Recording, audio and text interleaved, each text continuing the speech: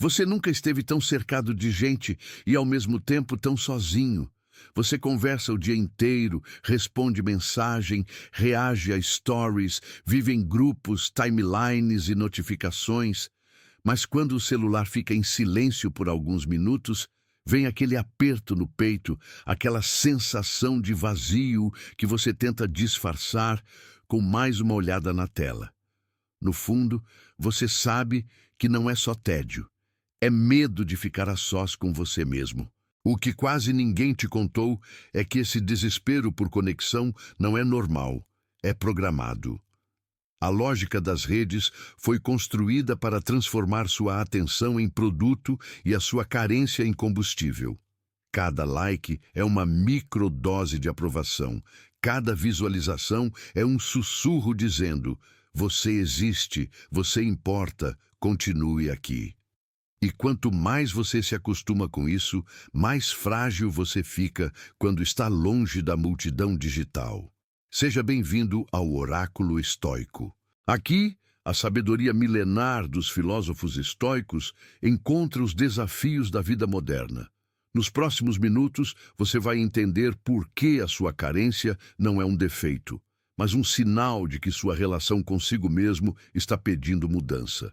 Os estoicos, séculos antes de qualquer algoritmo, já percebiam esse mecanismo em outra escala. A necessidade desesperada de estar sempre em companhia, de ser visto, de ser validado. Eles sabiam que uma mente que não suporta o silêncio se torna escrava do barulho. E hoje, esse barulho vem em forma de notificações, mensagens, vídeos curtos, comparações constantes.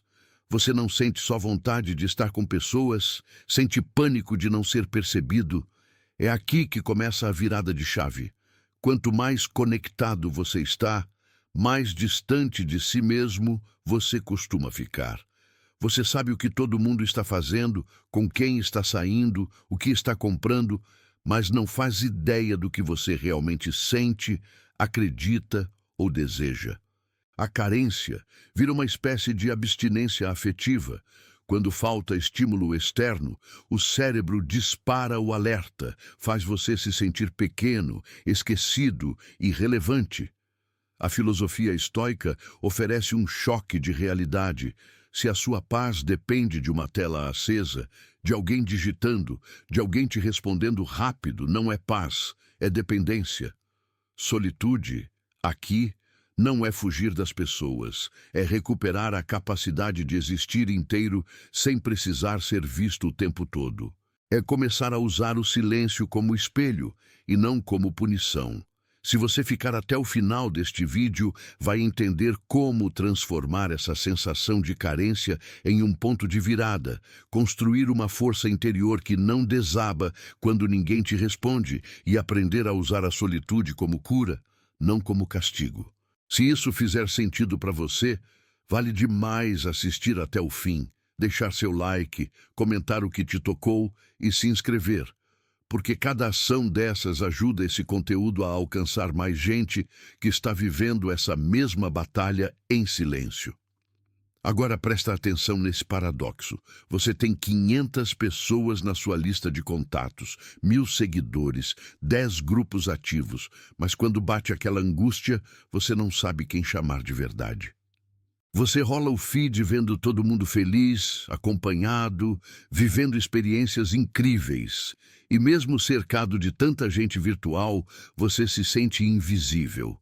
Como é possível estar tão presente online e tão ausente da própria vida?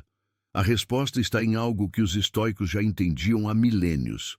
Conexão de verdade exige presença, não apenas proximidade. Sêneca alertava que a multidão é nociva justamente porque ela nos empurra para fora de nós mesmos.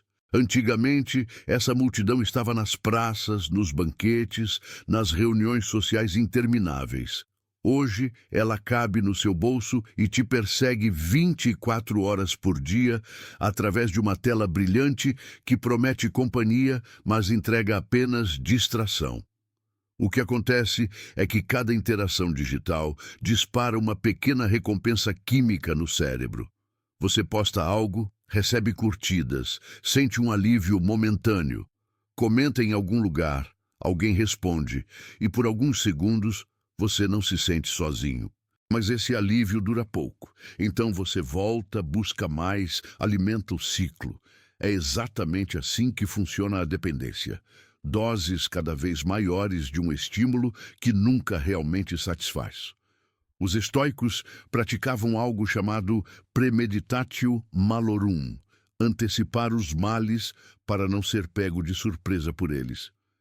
Se você aplicasse essa prática hoje, veria que a validação externa é uma armadilha previsível. Ela te dá prazer imediato, mas corrói sua autonomia emocional. Cada vez que você precisa da aprovação de alguém para se sentir bem, você entrega um pedaço da sua paz interior para mãos alheias. E aí, quando essas mãos não respondem, quando ninguém curte, quando o silêncio digital se instala, você desmorona.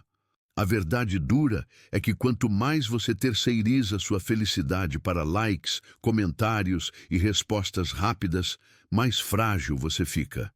Você não está construindo relações, está consumindo atenção alheia. E como todo consumo viciante, quanto mais você tem, mais você precisa. O problema não é estar nas redes, é usar as redes como anestesia para não sentir o vazio que só a solitude verdadeira pode curar. Seu cérebro não consegue diferenciar rejeição social de ameaça física real.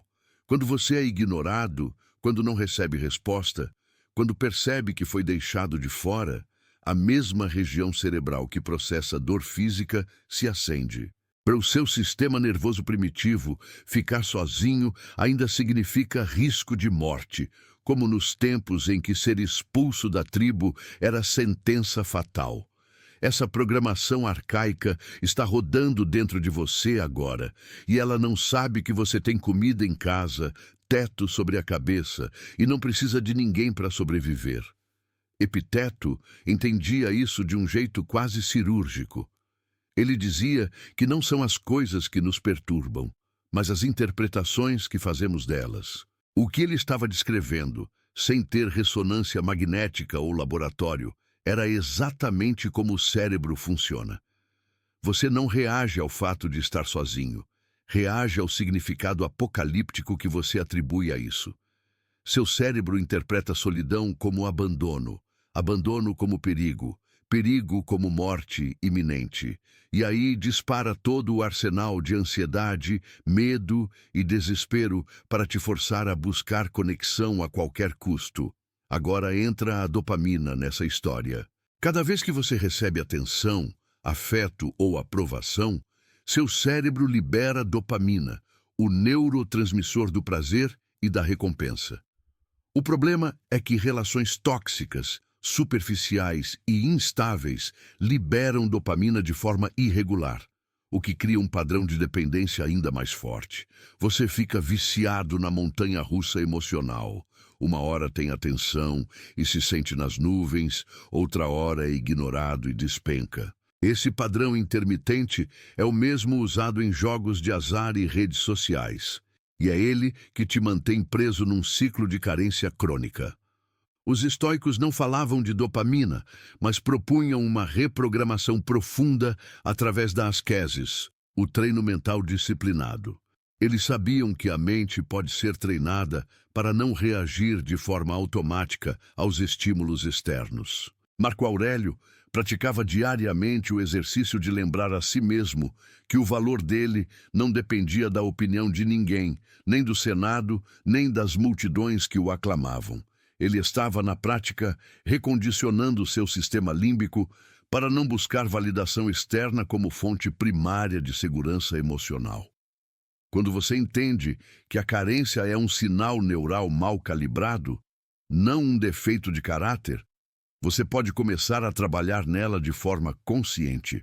Não é sobre suprimir a necessidade de conexão, é sobre reprogramar a urgência, a dependência, o desespero. É treinar o cérebro para reconhecer que você está seguro mesmo quando está sozinho, que você é suficiente mesmo quando ninguém está te validando. Seu problema não é sentir carência, é não perceber de onde exatamente ela vem e como ela se disfarça no seu dia a dia. Nem toda carência aparece como preciso de alguém. Muitas vezes ela surge como hiperprodutividade, excesso de gentileza, medo de desagradar, piadas constantes para ser aceito. Por isso, entender os tipos de carência que te dominam é como acender a luz num quarto onde você tropeça há anos. De repente, fica óbvio o que sempre esteve no caminho, mas você nunca tinha visto com clareza. A carência transacional é aquela em que você só se sente valioso quando está entregando algo para alguém. Você se torna o resolvedor de problemas, o que ajuda todo mundo, o que está sempre disponível, sempre pronto a ouvir, a aconselhar, a fazer favores. Por trás dessa postura aparentemente generosa, muitas vezes existe um medo profundo de ser descartado se você não for útil. Os estoicos alertariam que esse tipo de vida transforma você em objeto, não em sujeito. Quando seu valor depende do que você faz pelos outros, você se torna uma ferramenta nas mãos alheias e não um ser humano inteiro. Já a carência existencial nasce do terror do silêncio e do vazio. É aquela inquietação que aparece quando não há nada para fazer, ninguém chamando, nenhuma conversa em andamento. Você liga a TV, abre o celular, coloca música de fundo, qualquer coisa para não escutar a própria mente. Aqui, a solidão não é ausência de pessoas, é ausência de propósito. Para um estoico, esse é um sinal de que você ainda não construiu um eixo interno, algo que faça sua vida ter direção mesmo quando não há plateia. Sem esse eixo, todo momento de solitude vira um espelho que você evita encarar. A carência performática, por sua vez, transforma a vida em palco. Você se veste, fala, posta e se comporta como se estivesse sempre sendo observado e julgado. Não vive experiências para senti-las, vive para registrá-las. Quando ninguém está vendo, nada parece ter graça. Essa é a escravidão da imagem. Você não se pergunta quem eu sou, mas como eu pareço. Os estoicos chamariam isso de viver para a opinião da multidão, algo que Marco Aurélio combatia diariamente ao lembrar a si mesmo que o aplauso é tão volátil quanto o desprezo. Quando você identifica qual desses tipos domina sua vida, começa a enxergar padrões. Por que você aceita relações desequilibradas? Por que sente pânico do silêncio? Por que precisa impressionar o tempo todo? A partir dessa clareza, a solitude deixa de ser inimiga e passa a ser laboratório. É nela que você começa a desmontar esses mecanismos um por um, até recuperar o direito de existir sem precisar justificar sua presença o tempo inteiro. Marco Aurélio comandava exércitos, governava o maior império do mundo, enfrentava conspirações políticas e, ainda assim, encontrava um lugar de paz absoluta, mesmo no meio do caos. Ele não fugia para montanhas, não se isolava em templos, não esperava silêncio externo para encontrar serenidade interior. O que ele dominava era algo que poucos conhecem: a anacorese portátil, o refúgio mental que você carrega onde quer que vá. Nas meditações, ele escreve algo revolucionário. Em nenhum lugar o homem encontra retiro mais calmo e mais tranquilo que em sua própria alma. Ele não estava falando de isolamento físico, estava falando de um palácio interior que ninguém pode invadir, uma fortaleza mental construída através de prática diária. Enquanto você busca paz correndo de um lugar para outro, mudando de ambiente, esperando que as circunstâncias melhorem, Marco Aurélio te mostra que o único refúgio real está dentro de você. A técnica funciona assim. Não importa onde você esteja, no trânsito, na fila, no meio de uma discussão, você pode se recolher mentalmente por 60 segundos. Primeiro, você reconhece que tudo que está te perturbando são interpretações suas, não fatos absolutos. Depois, você recorda o que está sob seu controle, suas reações, seus julgamentos, sua postura interna. Por último, você se ancora naquilo que é permanente em você, aquela parte que observa tudo, mas não é arrastada por nada. Ele fazia isso antes de reuniões decisivas, depois de batalhas sangrentas, durante crises políticas. Não era fuga, era recalibração. Era como apertar um botão de reset mental que te traz de volta ao centro, ao essencial, ao que realmente importa. Enquanto todos ao redor entravam em pânico, ele acessava esse espaço interno de clareza e tomava decisões a partir dali. O que impede você de fazer isso agora é achar que precisa de condições ideais para ter paz. Você espera férias, espera silêncio, espera que as pessoas parem de te incomodar. Marco Aurélio te desafia. A paz não é algo que você encontra lá fora, é algo que você constrói aqui dentro, tijolo por tijolo, respiração por respiração, pensamento por pensamento.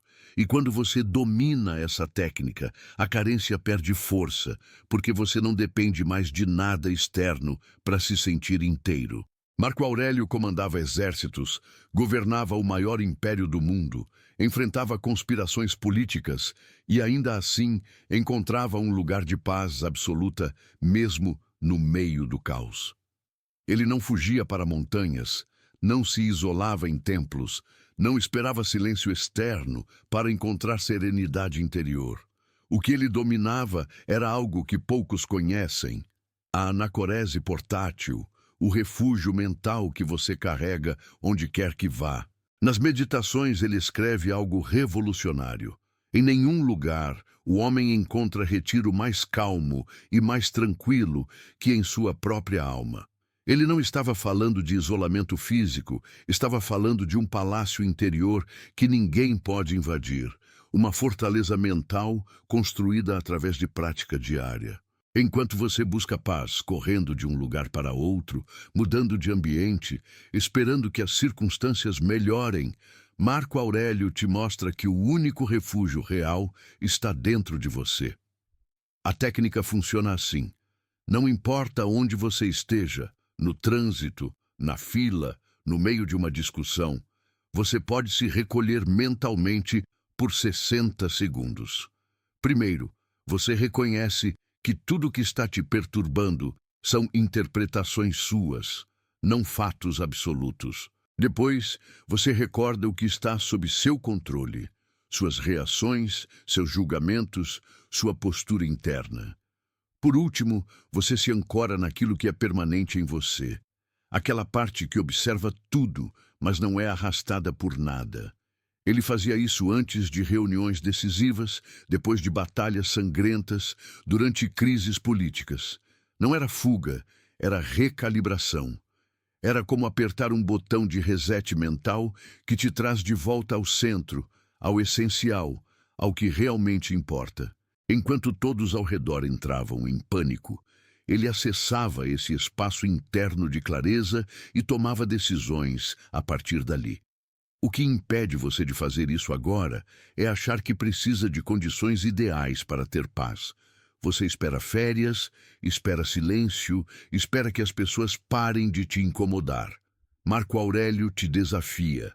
A paz não é algo que você encontra lá fora, é algo que você constrói aqui dentro, tijolo por tijolo, respiração por respiração, pensamento por pensamento.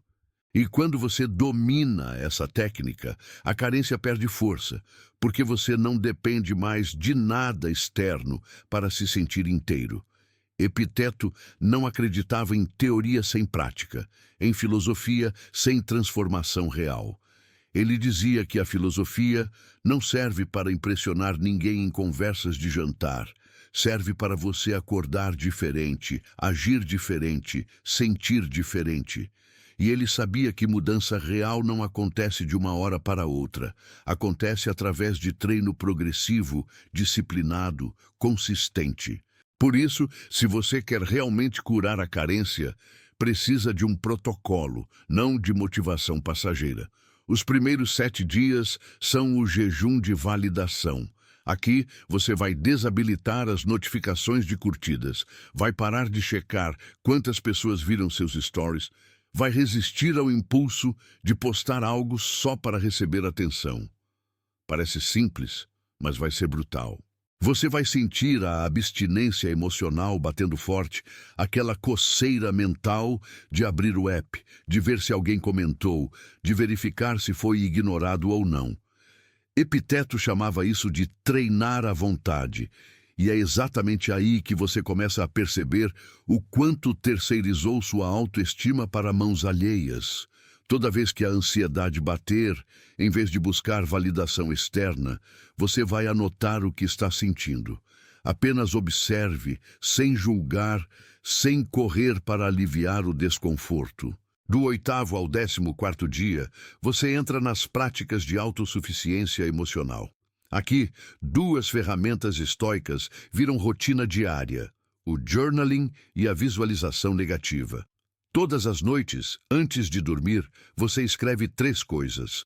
Uma decisão que tomou hoje sem buscar aprovação de ninguém, um momento em que resistiu ao impulso de agradar e uma situação que antes te deixaria ansioso, mas que hoje você encarou com mais serenidade. Isso reprograma sua mente para reconhecer vitórias internas, não apenas externas. De manhã, você pratica a visualização negativa. Imagina perder tudo que te dá segurança, as pessoas, os bens, a atenção. Não para sofrer, mas para treinar a mente a encontrar paz mesmo no pior cenário. Quando você percebe que consegue estar bem mesmo imaginando a perda total, a carência perde o poder de te controlar. Dos 15 aos 21 dias, você reconstrói conexões autênticas a partir da força interior. Agora, você não está mais desesperado por atenção, então pode escolher com quem se relacionar de verdade. Você liga para alguém não porque está carente, mas porque genuinamente quer conversar. Você sai não para preencher vazio, mas para compartilhar presença. A diferença é sutil, mas revolucionária. Antes, você mendigava conexão. Agora você oferece conexão. Antes você precisava. Agora você escolhe. E as pessoas sentem isso, sentem que você está inteiro, não fragmentado, não dependente. Esse protocolo não é mágico, é mecânico. Funciona porque respeita como a mente realmente muda. Aos poucos, com repetição, com compromisso diário. No final dos 21 dias, você não vai estar curado para sempre, mas vai ter construído uma base sólida, um novo padrão mental que, se mantido, te liberta da prisão da carência. Os estoicos tinham um ritual sagrado que a maioria das pessoas ignora: o exame noturno.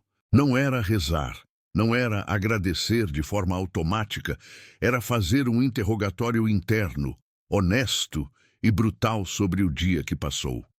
Sêneca fazia isso religiosamente. Ele dizia que o dia não termina quando você apaga a luz. Termina quando você presta contas a si mesmo sobre como viveu, sobre quem você foi naquele dia. E aqui está o detalhe que muda tudo. As perguntas certas expõem padrões de dependência que você nem sabia que tinha. Primeira pergunta: quantas decisões eu tomei hoje buscando aprovação? Não é sobre decisões grandes, é sobre as pequenas. Você escolheu aquela roupa porque gostou ou porque queria impressionar? Respondeu daquele jeito porque era o que sentia ou porque era o que esperavam de você? Aceitou aquele convite porque queria ir ou porque tinha medo de desapontar? Quando você começa a contar honestamente, percebe que grande parte do seu dia foi vivido em função do olhar alheio. Você não estava presente na sua própria vida, estava representando um papel para uma plateia invisível. Essa pergunta dói, porque revela o quanto você abdicou de si mesmo sem nem perceber. Segunda pergunta: que parte de mim eu perdi tentando agradar alguém? Talvez você tenha concordado com algo que não acreditava só para evitar conflito. Talvez tenha rido de uma piada que te ofendeu. Talvez tenha silenciado uma opinião verdadeira para não ser mal visto. Cada vez que você faz isso, entrega um pedaço da sua integridade em troca de aceitação temporária. Marco Aurélio era obcecado com isso. Ele sabia que o pior tipo de traição não é trair os outros, é trair a si mesmo. E a carência é mestre nisso. Ela te convence de que ser aceito é mais importante do que ser verdadeiro. Terceira pergunta: qual emoção eu evitei sentir ao buscar distração externa? Você pegou o celular assim que acordou para evitar a ansiedade? Ligou a TV para não sentir o vazio? Chamou alguém só para não ficar sozinho com seus pensamentos? Essa pergunta expõe o quanto você usa pessoas, tecnologia e entretenimento como anestesia emocional. Os estoicos sabiam que crescimento real acontece quando você senta com o desconforto, quando você olha para a emoção difícil sem fugir. Toda vez que você distrai, você adia. E quanto mais você adia, mais a carência cresce nas sombras. Essas 3 perguntas, feitas com honestidade todas as noites, funcionam como raio-x da sua alma.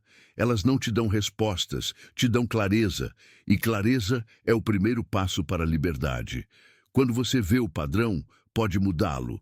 Quando você vê a dependência, pode desmontá-la. Mas enquanto ela estiver escondida, enquanto você fingir que não existe, ela vai continuar te controlando. Existe um conceito estoico pouco falado, mas absolutamente transformador, chamado oikeiosis. A palavra vem do grego e significa apropriação, familiarização. O processo de reconhecer algo como seu, como parte de você.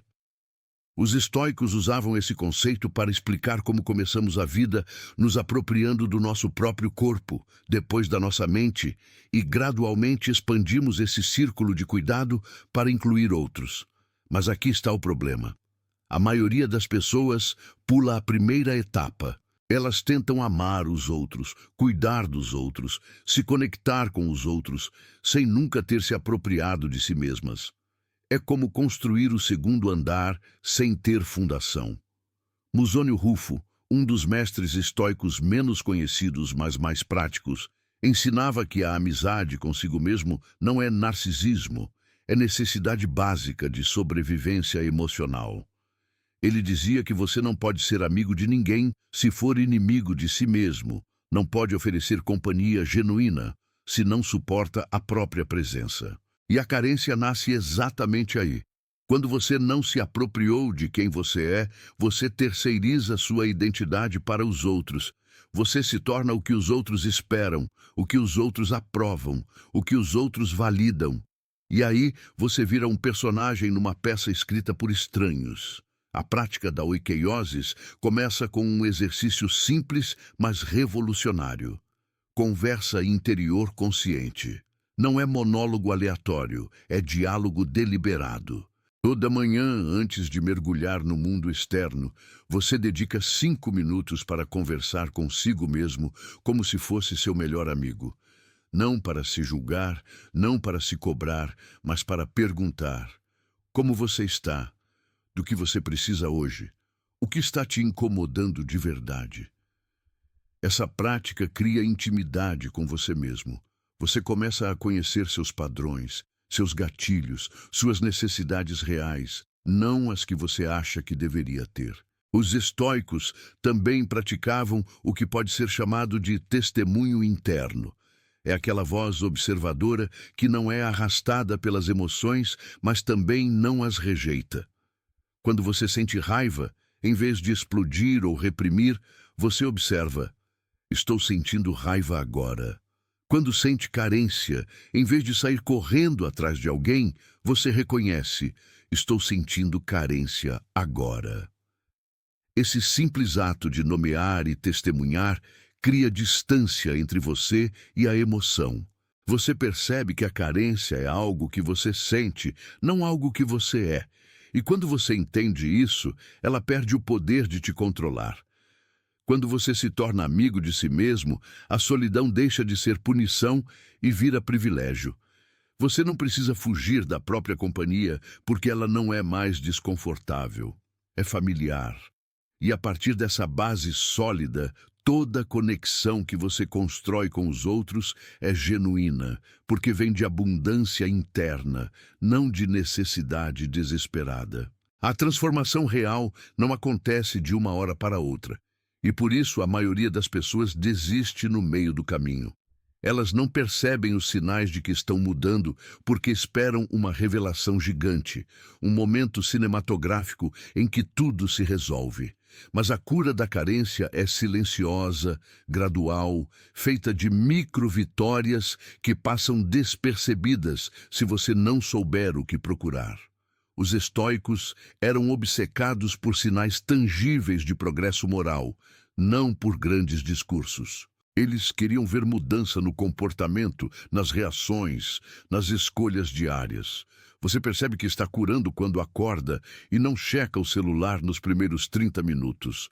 Parece bobagem, mas é revolucionário. Significa que você não precisa mais saber imediatamente quem te procurou, quem curtiu, quem comentou. Você consegue começar o dia conversando com você mesmo antes de conversar com o mundo. Outro sinal poderoso. Você consegue jantar sozinho, sem distrações digitais. Sem séries no fundo, sem rolar feed, sem mensagens pingando. Só você, a comida e seus pensamentos. Isso prova que você desenvolveu a capacidade de estar presente consigo mesmo sem desconforto. Você também nota mudança quando sente alegria genuína por uma conquista sem precisar compartilhar imediatamente. Antigamente, nada parecia real até você postar, até alguém validar. Agora, a experiência é completa em si mesma. Você termina um projeto, alcança uma meta, vive um momento especial e sente satisfação interna antes de pensar em divulgar. Isso significa que você parou de terceirizar sua felicidade para curtidas e comentários. Outro indicador claro.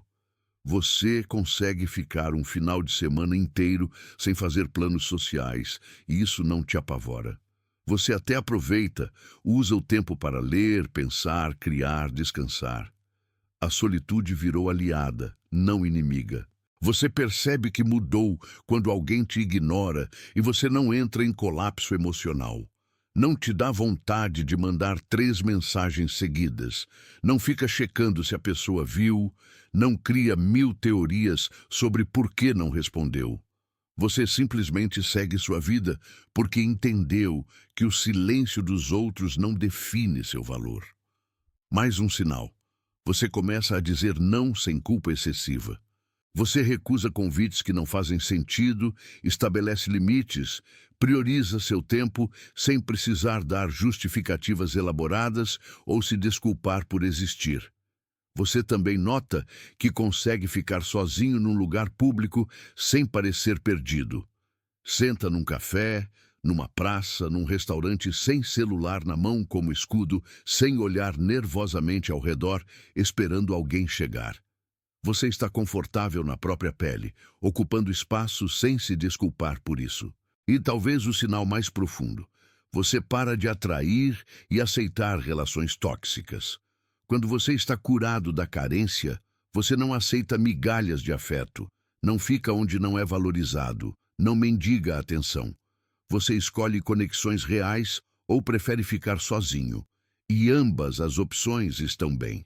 Se Sêneca estivesse vivo hoje e pudesse te escrever uma carta, sabendo de tudo que você enfrenta, das telas brilhantes que te distraem, da solidão disfarçada de conexão, da carência que corrói sua paz, ele provavelmente diria algo assim: Meu amigo, você está vivendo como se precisasse da permissão dos outros para existir.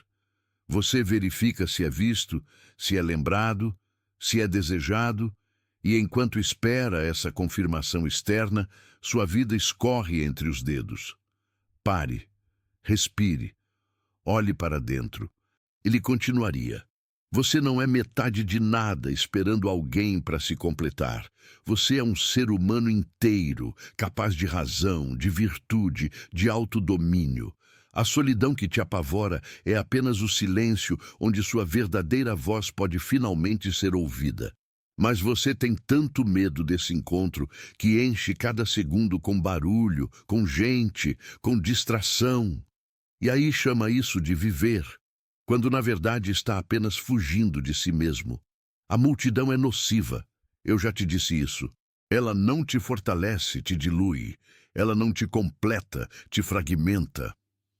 Sêneca tocaria no ponto mais doloroso. Quantos anos você vai desperdiçar esperando que alguém te escolha, te valide, te ame do jeito que você acha que merece? Enquanto isso, você mal se escolhe, mal se valida, mal se ama. Você trata estranhos com mais gentileza do que trata a si mesmo. Você perdoa os outros, mas se condena sem piedade. Você busca nos outros aquilo que só você pode te dar. A sensação de estar em casa dentro da própria pele. Ninguém pode fazer isso por você. Nenhum relacionamento, nenhuma curtida, nenhuma mensagem. Isso é trabalho interno, solitário, inegociável. E então ele te desafiaria com aquela clareza brutal que só quem viveu de verdade pode ter. A solitude não é castigo, é treinamento. É ali, longe dos olhos alheios, que você descobre quem realmente é quando não precisa impressionar ninguém. É ali que você enfrenta seus demônios, reconhece suas fraquezas, constrói sua fortaleza interior. Mas você precisa ter coragem, coragem de ficar, de sentir, de não fugir quando o vazio bater. Porque do outro lado desse vazio não está mais vazio, está você, inteiro, livre, autossuficiente. Sêneca terminaria com um lembrete que ele repetiria 1000 vezes nas cartas, a Lucílio. Não espere estar pronto para começar. Comece torto, desajeitado, com medo, mas comece.